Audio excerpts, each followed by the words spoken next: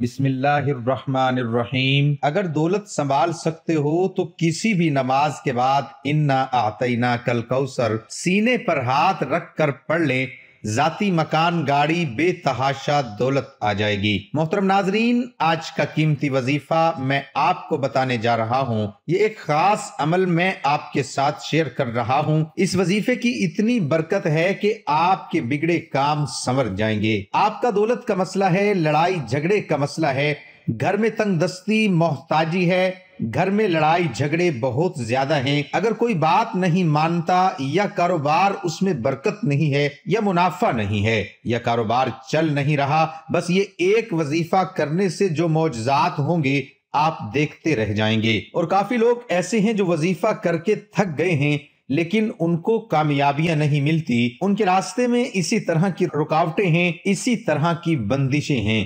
تو ان کے لیے بھی یہ عمل ہے، وہ بھی اس وظیفے کو کر لیں تو انشاءاللہ اللہ پاک ایسا معجزہ فرمائیں گے، اللہ پاک ایسا کرم فرمائیں گے کہ تمام مشکلات، تمام پریشانیاں ختم ہو جائیں گی۔ آج کے دن یہ خاص وظیفہ کیجئے۔ اس سورت کو پڑھنے والا آج تک کبھی کسی حاجت سے محروم نہیں رہا۔ اس آیت کو پڑھنے والے کو مانگنا نہیں پڑتا اور اسے مل جاتا ہے۔ میرے بھائیو، نبی کریم صلی اللہ علیہ وآلہ وسلم نے فرمایا، اے عبداللہ بن قیس، کیا میں تمہیں جنت کے خزانوں میں سے ایک خزانے کے متعلق نہ بتاؤں؟ میں نے عرض کیا، یا رسول اللہ صلی اللہ علیہ وآلہ وسلم، کیوں نہیں، ضرور بتائیے۔ تو آپ صلی اللہ علیہ وآلہ وسلم نے فرمایا، تم کہو لا حول ولا قوت الا باللہ، نہ گناہ سے بچنے کی ہمت ہے، نہ نیکی کرنے کی طاقت مگر اللہ کی توفیق صحیح ہے۔ بخاری اور مسلم نے اس کو روایت کیا ہے۔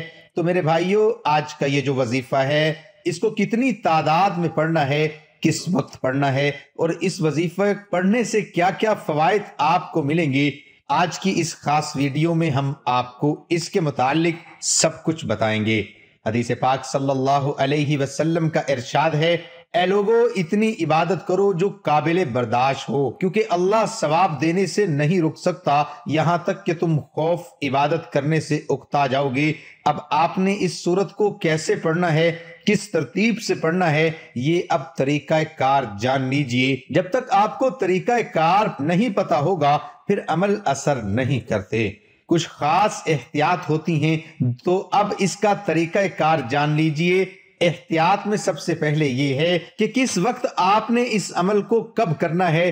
دیکھیے، آپ فجر، ظہر، عصر، مغرب، عشاء، تہجد کسی بھی نماز کے بعد کر سکتے ہو، اس میں کوئی پابندی نہیں۔ جب بھی آپ کو وقت ملتا ہے آپ اس وظیفے کو کر سکتے ہو، اس میں کوئی پابندی نہیں ہے۔ کوئی بھی مرد کر سکتا ہے، کوئی بھی عورت کر سکتی ہے۔ اکثر کچھ مردوں کو بھی مشکلات کا سامنا ہوتا ہے، کیونکہ مرد بیچارے اپنی بیوی بچوں کے لیے، اپنا گھر پالنے کے لیے باہر محنت مشقت کرتے ہیں۔ اسی طرح کچھ عورتوں کو بھی بہت سے مسائل ہوتے ہیں، وہ بھی اس عمل کو کر سکتی ہیں، اور لازمی کریں تاکہ آپ کی زندگی میں آسانیاں آئیں۔ دولت، پریشانی، جو بھی آپ کا مسئلہ ہے، بس آپ نیت رکھ کر یہ پڑھو گے، یہ عمل کرو گے تو آپ کے مسائل حل ہو جائیں گے انشاءاللہ۔ اس وظیفے کی برکت سے اللہ پاک کی خصوصی رحمت ہوگی۔ عورتیں اس کو خاص ایام میں بھی کر سکتی ہیں، اس میں بھی کوئی پابندی نہیں ہے۔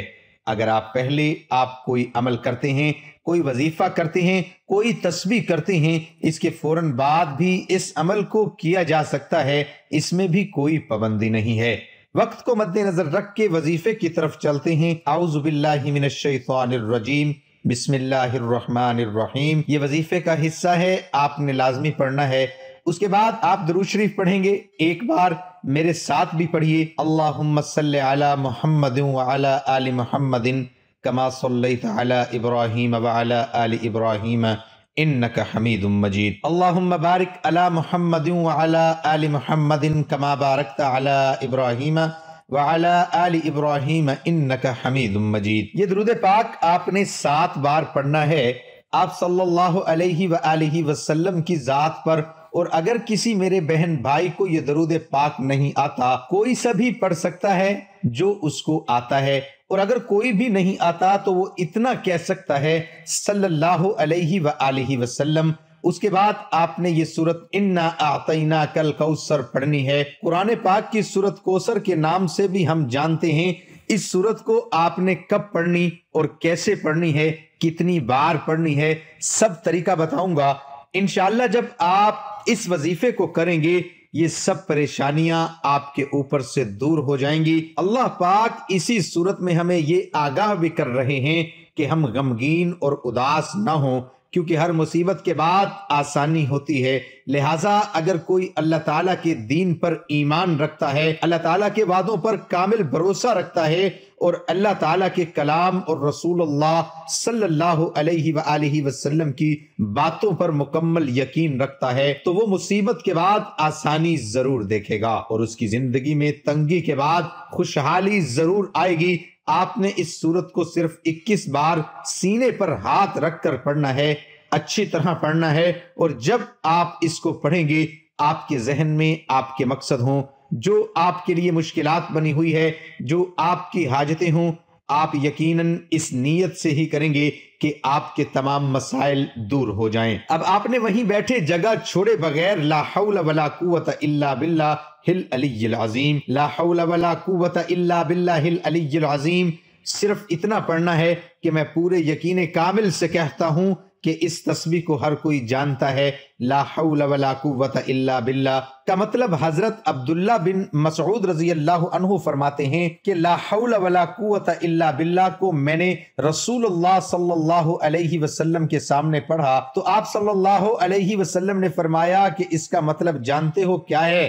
میں نے عرض کیا اللہ اور اس کے رسول صلی اللہ علیہ وآلہ وسلم خوب جانتے ہیں۔ آپ صلی اللہ علیہ وسلم نے خود ہی ارشاد فرمایا اس کا مطلب یہ ہے گناہ سے بھرنے کی طاقت نہیں مگر اللہ کی حفاظت سے، اور اللہ کی عبادت کرنے کی قوت نہیں مگر اللہ کی مدد سے، اور فرمایا جو بندہ ہر وقت استغفار کرتا رہتا ہے اللہ اس کی ہر مشکل آسان کر دیتا ہے اور ہر غم دور کر دیتا ہے اور ایسی جگہ سے روزی دیتا ہے کہ جہاں سے اس کا گمان بھی نہیں ہوتا۔